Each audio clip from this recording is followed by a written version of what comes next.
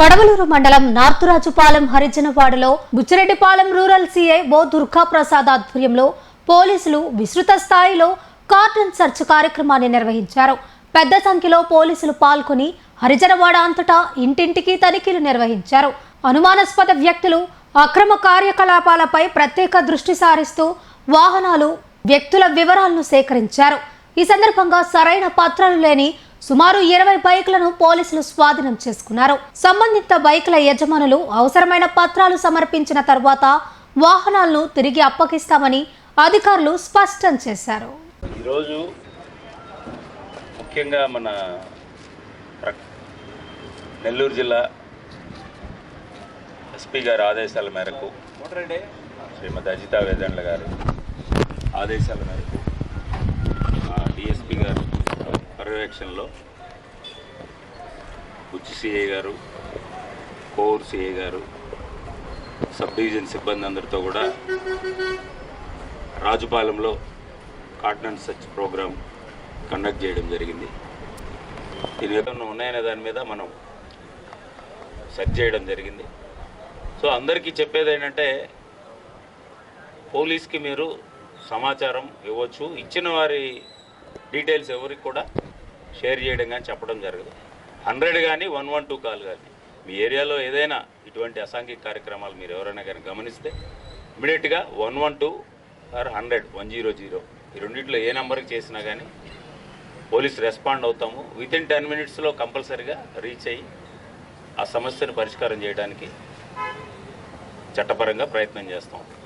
But ఈరోజు ఏమన్నా మన గ్రామంలోకి బయట వ్యక్తులు ఏమన్నా, అపరిచిత వ్యక్తులు ఏమన్నా తిరుగుతున్నారా, ఎవరన్నా అనుమానాస్పదంగా రావడం, మన కాలనీ లేకపోతే రాజుపాలెంలో ఉన్న యూత్కి లేనిపోని చెడు అలవాటు చేసేవాళ్ళు ఎవరన్నా రావడం, ఫ్రెండ్షిప్ చేస్తా తిరగడం అట్లా చేస్తున్నారా, ఏదైనా ఇళ్ళు అద్దెకి తీసుకొని 1-2 ఇళ్ళు అద్దెకి తీసుకొని బయట నుంచి ఎవరో వచ్చి ఆ ఇళ్లలో ఉంటూ ఏమైనా అసాంఘిక కార్యక్రమాలు ఏమైనా చేస్తున్నారా, లేకపోతే మన కాలనీ వాళ్ళే మొత్తం ఉంటున్నారా అనే దాని మీద ఒకసారి, అంటే రైల్వే ట్రాక్కి అవుట్స్కట్స్కి దగ్గరగా ఉంటుంది కాబట్టి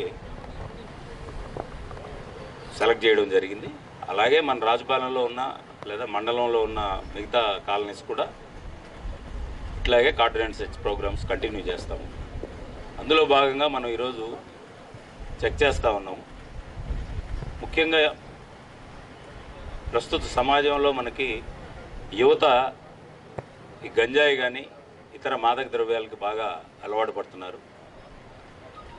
అలవాటు పడిన వ్యక్తి అతనితో పాటు కాకుండా మిగతా వాళ్ళకు కూడా అలవాటు చేయడం, ఆ మత్తులో విచక్షణ కోల్పోయి అతను ఏం చేస్తున్నాడు అనేది కూడా తెలియని పరిస్థితుల్లో ఫ్యామిలీ మెంబర్స్ మీద దాడులు చేస్తున్నారు, అలాగే దారిన పోయే వాళ్ళ మీద దాడులు చేస్తున్నారు. ఆ గంజాయి తాగడానికో డ్రగ్స్ తీసుకోవడానికో డబ్బులు దొరకనప్పుడు అవసరమైతే దొంగతనాలు చేస్తున్నారు, ఇళ్లలో వస్తువులు తీసుకుపోతున్నారు, దారిన పోయే వాళ్ళని కూడా మెడలో గొలుసు లాక్కుపోయి స్నాచింగ్లు కూడా చేస్తూ ఆ డబ్బు కోసం క్రైమ్ రేటు విపరీతంగా పెరుగుతుంది. వీటికి అలవాటు పడిన వాళ్ళని మానిపించడం రీహాబిలిటేషన్ సెంటర్ తప్పితే వేరే మార్గం కనిపించట్లా. తల్లిదండ్రులు కూడా చాలామంది ఇళ్లలో ఆవేదన పడుతున్నారు, కానీ వాళ్ళు ఎవరికి చెప్పుకోవాలి, ఏం చేయాలి, మా వాడిని రీహాబిలిటేషన్లు చేపిస్తే చుట్టూ ఉన్న సమాజంలో పరువు పోతుంది, అందరూ చెప్పుకుంటారు అనే బాధలో వాళ్ళని చేర్చలేక వాళ్ళు ఇంకా భరిస్తూనే ఉన్నారు. ఎక్కువగా యువత దీనికి అడిక్ట్ అవుతున్నారు. కాబట్టి లేదా బయట వాళ్ళు ఏదన్నా ఈ డిస్ప్యూట్స్, ఏదైనా ఫైనాన్షియల్ డిస్ప్యూట్స్ మీద వచ్చి మీ కాలనీలో ఎవరన్నా కొట్టో లేకపోతే ఎవరినైనా బలవంతంగా తీసుకుపోతున్నారు, లేదా వెహికల్ ఏదైనా బలవంతంగా తీసుకుపోతున్నారు, ఇట్లాంటి సంఘటనలు జరిగినా కూడా మీరు 112 కానీ 100 కానీ కాల్ చేస్తే వితిన్ 10 మినిట్స్లో పోలీస్ స్పందించి దాని మీద చట్టపరమైన చర్యలు తీసుకుంటాం. ఇంకొక సామాజిక బాధ్యత ఏంటంటే, మన కళ్ళ ముందు యాక్సిడెంట్ జరుగుతుంది, దెబ్బలు తగిలి పడిపోయి ఉంటాడు. మనం ఏమైనా ఆలోచిస్తామంటే, అరే మనవాడుగా మన ఊరు కాదు, మనకు తెలియదు కదా, ఎందుకు మన హాస్పిటల్కి తీసుకెళ్లాలని ఎవరు కూడా అనుకోకూడదు. తీసుకెళ్ళి రిపోర్ట్ ఇస్తే మళ్ళీ రేపు కోర్టు ఎవిడెన్స్కి వెళ్ళాలా, లేకపోతే మనల్ని పిలుస్తారు, పోలీసు విచారణకు పిలుస్తారు. ఇవన్నీ కూడా పాత రోజుల్లో ఉండేవి, కానీ ఇప్పుడు అటువంటిది ఏం లేదు. మీరు ఇమీడియట్గా బాధితుడిని కనుక హాస్పిటల్లో చేర్చగలిగితే గోల్డెన్ అవర్ జరిగిన గంటలోపు గోల్డెన్ అవర్ కింద ట్రీట్ చేయబడుతుంది. ఆ గోల్డెన్ అవర్లో కనుక మీరు పోలీస్ హాస్పిటల్కి కనుక అతన్ని తీసుకెళ్ళగలిగితే అతని ప్రాణాన్ని మీరు కాపాడిన వాళ్ళు అవుతారు. గంట దాటిన తర్వాత బతికే ఛాన్సెస్ తక్కువ ఉంటాయి, ఎంత ఇంజురీ జరిగినా కానీ. కాబట్టి ఆ గోల్డెన్ అవర్లో తీసుకెళ్ళడం మనవాళ్ళు కాకపోవచ్చు, రేపు ఇంకో చోట మనవాళ్ళకి యాక్సిడెంట్ జరిగి ఉండొచ్చు. కార్ అయినా బైక్ అయినా ఇమీడియట్గా లేదు అందుబాటులో ఏదో ఆటో ఉంది, ఆటోలో ఎక్కించి ఇమీడియట్గా హాస్పిటల్ షిఫ్ట్ చేయడం, దగ్గరలో ఉన్న హాస్పిటల్కి షిఫ్ట్ చేయడం. మనకు అన్ని చోట్ల కూడా పిహెచ్సీలు ఉంటాయి మన దగ్గర, మన మండల హెడ్ క్వార్టర్స్లో అన్ని ఉంటాయి పెద్ద పెద్ద టౌన్స్ అయితే. సో అది కూడా సామాజిక బాధ్యతగా తీసుకొని యాక్సిడెంట్ జరిగినప్పుడు ఇమీడియట్గా మనం తీసుకెళ్ళడం అనేది ప్రతి ఒక్కరు కూడా నేర్చుకోవాలి. అందులో భాగంగానే మనం ముందు హెల్మెట్ పెట్టుకోవడం అలవాటు చేసుకోవాలి. మీరు చూస్తూనే ఉన్నారు డే టు డే లైఫ్లో సంవత్సరం మొత్తం మీద ఒక 500 మర్డర్లు జరిగితే మన జిల్లా మొత్తం మీద ఇవి 1500 జరుగుతున్నాయి. యాక్సిడెంట్లో చనిపోయేవాళ్ళు 1500 మంది ఉంటారు.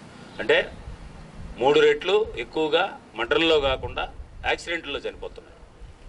మీరు చూస్తూనే ఉన్నారు డే టు డే లైఫ్లో హైవేలో కానీ, లింక్ రోడ్స్లో కానీ, విలేజ్ రోడ్స్లో కానీ, బికాస్ ఆఫ్ వేరియస్ రీజన్స్ ఉంటాయి. అంటే రోడ్ ఇంజనీరింగ్ సరిగా లేకపోవచ్చు, ముళ్ళ పొదలు అడ్డం ఉండొచ్చు, ఈ అబ్బాయికి డ్రైవింగ్ నాలెడ్జ్ లేకపోవచ్చు, హెల్మెట్ పెట్టుకోకపోవచ్చు,